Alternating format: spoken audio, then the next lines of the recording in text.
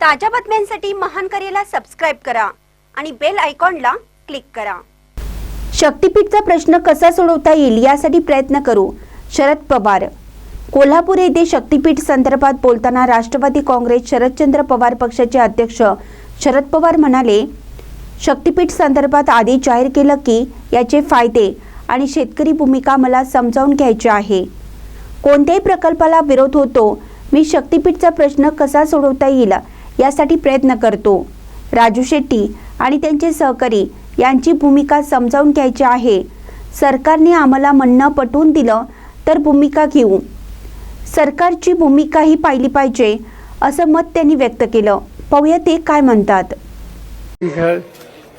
याच्या आधी जाहीर केलं की हा जो प्रस्ताव आहे त्याचे फायदे आणि त्यासंबंधी ज्यांचा विरोध आहे त्यांची भूमिका, या दोन्ही गोष्टी मला समजून घ्यायच्या। कुठल्याही नवीन प्रकल्प करायचा म्हणलं तर विरोध हा असतो।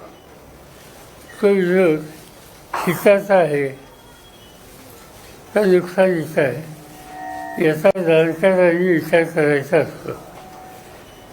माझ्यापुरता मी हा प्रश्न कसा सोडवता येईल याचा मी विचार करतोय।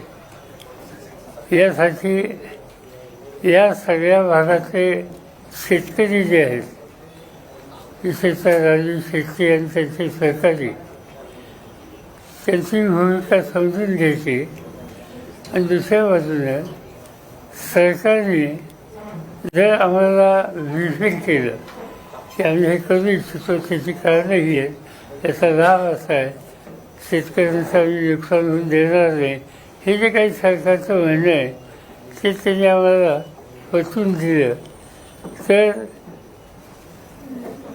या संबंधीची काहीतरी भूमिका ही घेता येईल।